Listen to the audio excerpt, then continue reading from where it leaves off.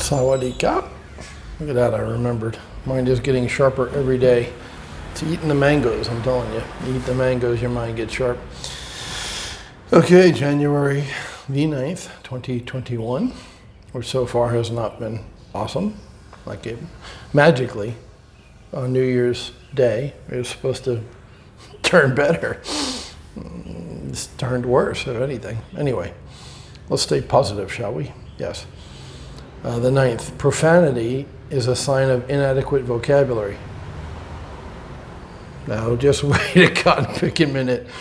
I've been reading this book faithfully for 200 days, demonstrating what an awesome person I am. Yesterday, he talked about boastfulness, being an inferiority complex, and today he's really hitting me where I live again with the fucking profanity. Napoleon, what's up with that? I thought you were my boy, man. What the hell? You're killing me here. You're killing me. You're boastful, profane, overweight, and old, fat white guy who's reading this to you is taking body blows. January 9th, let's do it. Profanity is a sign of inadequate vocabulary or unsound judgment, or both. Mark Twain, who used cuss words from time to time, I believe, the wordsmith, he used to curse. He was one of us, our people. Mark Twain once observed that the difference between the right word and the almost right word is the difference between lightning and a lightning bug. Okay, see, Mark Twain. I like Mark Twain. I thought he was a very good writer, very smart guy. Have you ever read any of his stuff other than the entertainment? He was a bright, very bright guy, kind of like Kurt Vonnegut. Kurt Vonnegut from Slaughterhouse-5. He was my favorite author, and he also wrote some nonfiction stuff. You know, he did bright guy, brilliant man. I like the way he thought. It is never appropriate to use profanity. I disagree. I strongly disagree. I strenuously object, right? What was that movie? Tom Cruise and Jack Nicholson. You can't handle the truth. I strenuously object. That was Demi Moore who strenuously objected, by the way, not Tom Cruise. Instead, it is never appropriate to use profanity, especially among people you do not know well. Well, I know everybody. I know every subscriber's grandmother by heart. I know their birthdays, right? Facebook. Anyway, especially among people you do not know well. Instead, build your vocabulary by reading and studying so that you can express yourself simply and eloquently. See, when I say fuck you to somebody, I think that is simple and eloquent. I strongly disagree. I'd pound on the table, but it would shake the camera. When you expand the number of words you know, you also expand your mind, because understanding the words and their meanings necessitates understanding the concepts behind them. Okay, so there, he used necessitates, right, which is a word you don't hear people say, right? I know what that means. But I also drop the F-bomb a lot. So I'm not feeling this one, I'll be honest with you. And I don't know what that has to do with positive mental attitude. You should read, you should expand your vocabulary, but you know, if you're from Jersey, F-bombs are gonna drop, buddy. It's just the way it is. Oh, she's taking a shower. It is time to do the video. She's showering. I thought you just went in there to, nature call. But I hear the shower going. You also expand your, when you expand the number of words you know, you also expand your mind. Oh, I read this already. Because understanding the words and their meaning necessitates understanding the concepts behind them. Okay, yeah, I agree. Make sure you allow time each day for study and reflection. All right, so,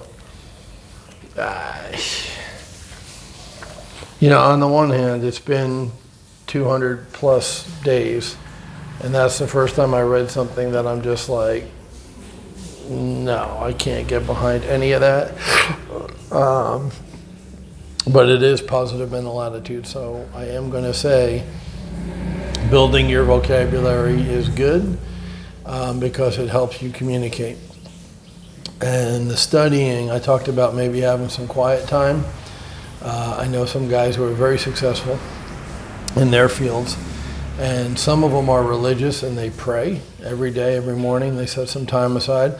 Others meditate, and I don't do either of those things, but I think it's good. I think it's good to pray or meditate or whatever you want to do. I think what's important is they're taking 15 to 30 minutes a day, usually in the morning, first thing when they wake up before the rest of the world is up and going. And, they spend some quiet time and think. When they're praying or when they're meditating, they're thinking. And without distractions and without emotions and without dealing with other people. I have become an early riser here, before 6 o'clock sometimes, which is insane for me back in the States for years. And the only time I got up that early was when I was in the Navy, and I was forced to, right? I worked 6 o'clock in the morning till 6 o'clock at night, 7 days a week. I had to, that was my job, right? But then the minute I became free, I did not do those hours, and I would, like I said, when I worked for myself for many, many years, the earliest I got up was 8:30, and that's just when I woke up. I didn't wake up at 7 and go back to sleep. I woke up at 8:30, 9:30. Hell, there's been some weekends when I would sleep till 11, but that's pretty rare. Most of the time I was up 8:30 to 9:30, somewhere in there. That's when I naturally woke up. And working for yourself, you get to wake up when you naturally wake up. Here, I'm naturally waking up anywhere from 6 a.m. or sometimes before to 7. I mean, I seldom sleep past 7 o'clock here. And when oh, hello, come here, video. Yeah, she's sneaking. She's bending down and sneaking. สวัสดีค่ะ There she is. Sawadika. Good morning. I really should have turned the camera. It was hysterical. She hunkered down and went boom, boom. Whatever. Anyway, I do like the quiet time in the morning. She has flipped the script. She used to wake up at 5 a.m., which to me now is an hour earlier than I wake up sometimes, which like I said, 5:45 a.m. More than once I've woken up before 6 and come out here and turn the lights on and have my coffee. So when I was in America and she was here taking care of her dad and her grandson, Boss, the oldest one, the 10-year-old, she would wake up 5 a.m., make breakfast for the family, clean the house, do the wash, whatever, wait until it was warm out to take her bucket shower, right? Because she didn't have the little hot water thing. I mean, they cost 10,000 baht. It's $300 for that hot water thing. I don't know why they didn't put the money together. I guess they didn't have it. I don't know. But she would wait until it was warmer because the water in the cistern was cold. And then she would take her shower after she made breakfast and cleaned the house every day, 5 o'clock in the morning. And like I said, I would sleep anyway, 8:30 to 9:30, like 3.5 to 4 hours, 4.5 hours later. And here, she sleeps in now. She takes hot showers and she sleeps in. She'll sleep till 8:30, so obviously she wasn't waking up at 5 by choice, kind of like me in the Navy, waking up at 6. I wasn't by choice. And now that, takes care of me, man, she doesn't take care of me like she takes care of her father. I mean, I make my own coffee. A lot of times I'll make my own breakfast because I prefer my own cooking, So it's interesting how that script is kind of flipped, and she sleeps in and I wake up. And that time in the morning is I could see, I don't meditate, but I could. That's a good time to meditate. I like that time of the morning. I like the quiet time when she's not up. And I'm not saying she's a distraction. It's just quiet time, alone time, I think is very important. And if you want to do what Mr. Hill and company, Samuel A., I keep wanting to say Jackson, right? Seipert and Michael Ritt, are suggesting that would be a good time to read. Like first thing in the morning, you get up before the rest of your family, before the rest of your people, or if you're by yourself, whatever. I know other guys who work out. They get up early and go to the gym and work out before there's a bunch of people at the gym so they can use the machines and be more efficient. My boy Rob Jones, who I've mentioned several times on here, he's like my right-hand guy in Jacksonville, and he's been minding the shop while I've been over here. He goes at night, like 12, like midnight or 1 a.m. Like, so when most people are sleeping, he's at the gym, and it's for that very reason. So he can be more efficient and go around and use the machines he wants to use when he wants to use them. So yeah, quiet time, alone time, read. Don't drop F-bombs. I think that has a lot to do with who you are as a person. I disagree 1,000% that people who curse don't have the vocabulary not to curse. I think I'm living proof of that. I scored 780 out of a possible 800 on my, what's it called, SATs, where you get 1,400 for a perfect score. I'm good at math, but I only scored a 720, but I scored 780, just 20 points shy of perfect on the, whatever the hell that test is. I think it's the SATs.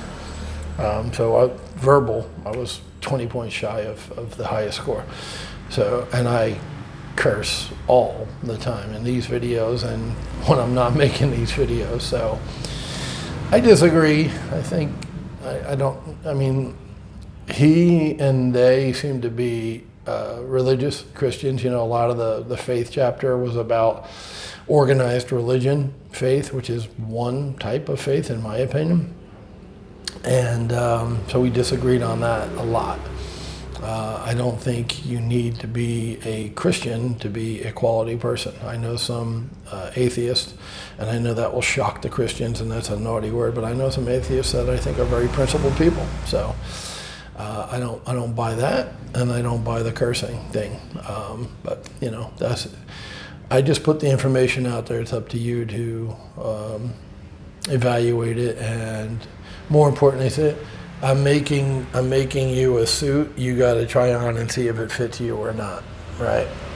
Except there's universal principles like study, get educated, and work hard, right? So that's universal. That's a pair of pants. Now, is it a pair of jeans, or is it a pair of slacks, or is it a pair of shorts, or is it a pair of capri pants? So I will never in my life wear capri pants, right?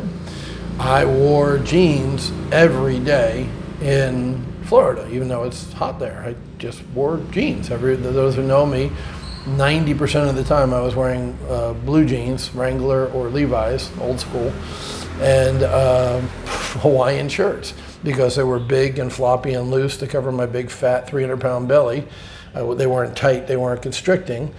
And they were colorful. I liked the way it looked. They were comfortable and they were colorful, and that met the need. So jeans and a Hawaiian shirt were my uniform in Florida for years and years and years.